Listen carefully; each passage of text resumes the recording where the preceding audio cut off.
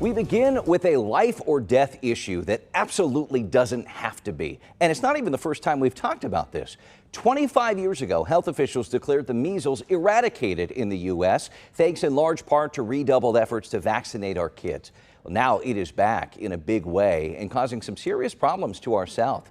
An adult and school-aged child have died and more than 200 people have gotten sick after measles outbreaks in West Texas and New Mexico. It's Texas's largest outbreak in nearly 30 years, fueled in part by an under-vaccinated population. Normally, 2 shots of the measles, mumps, and rubella vaccine is 97% effective, but health experts say people haven't been getting their shots. If we continue to see decreases in our vaccine coverage rate, we'll see more and more cases, and our doctors here in Texas and across the United States will have the opportunity to take care of more measles cases one-on-one. Obviously, that would not be a good thing. We are still seeing a rise in infections, though. At last check, the CDC reports at least 222 cases in 12 states, with all but 15 cases tied to outbreaks. Keep in mind, measles cases here and there aren't anything new, but outbreaks of this scale are. It's gotten so bad, a man who has spoken publicly against vaccines for decades says you should probably get your shots. In an op-ed earlier this month, the new Health and Human Services Secretary, Robert F. Kennedy Jr., still acknowledged the decision to vaccinate is a personal one, but he went on to write, vaccines not only protect individual children from measles, but also contribute to community immunity, protecting those who are unable to be vaccinated due to medical reasons. Here's the issue. Vaccination rates have slipped since the start of the pandemic, and more people are vulnerable. The goal is to have at least 95% of a population vaccinated against the measles. That is not happening. In fact, the latest numbers show Kansas and Missouri kindergartners just above 90%, with the national average slightly higher.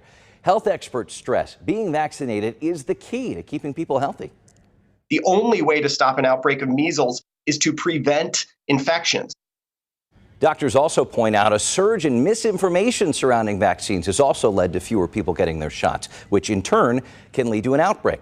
Let's sort fact from fiction as we get to the heart of a matter affecting our health. Please welcome pediatrician Dr. Whitney Pressler and Dr. Dana Hawkinson, Medical Director of Infection Prevention and Control with the University of Kansas Health System. Thank you both for being here.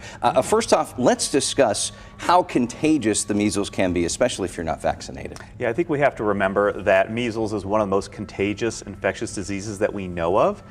It is spread by droplets, but also airborne transmission. So that means that if somebody is walking through a store or a room or even church and they're coughing and they have the disease, that measles virus can hang in the air for up to 2 hours after that person has left. So it's very easy for it to spread. Yep. Yeah. Dr. Pressler, I'm sure you have encountered parents who are asking about the measles right now. Yeah, it's the topic of the week, I would say, in our clinic. Even for healthy kids, especially parents of young children, are understandably worried. As cases around the country go up, we're wondering what we can do to protect our kids and if people need vaccinations or second vaccinations earlier than we would normally schedule them. We talk about vaccine hesitancy, and we talked about this a lot during the height of the pandemic. I'm sure parents are also a little nervous about shots, considering everything that they're hearing from the outside world. What do you tell them about the effectiveness of these MMR vaccines? So the great news is this vaccine is incredibly effective. Even one dose, so for my children in my clinic who are at least one, who have had one dose of measles vaccine, you get about a 91 to 93% rate of effectiveness, so preventing complications from measles. After that second dose, when you're getting ready for kindergarten, we're at close to a 95 to 98% effectiveness. It's a great shot, and over again has been proven to be very, very safe. What's the biggest challenge, Dr. Hawkinson, right now, trying to fight this outbreak that we're seeing in Texas and now spread to at least 12 states? What's the biggest challenge? Yeah, I think it's the acute issue of getting people who are not protected, who are unvaccinated, getting them protection. So that is getting also protection for the people around them, especially those that may be more at risk because they are immune suppressed, they are too young to get the vaccine. That's the most immediate problem.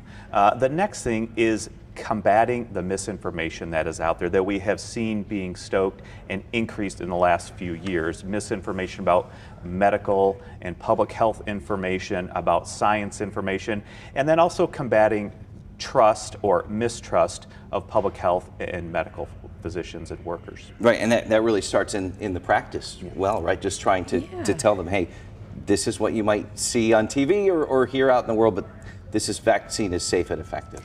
Absolutely, and I always tell people that your pediatrician or whoever provides healthcare for your child is the best person to talk to.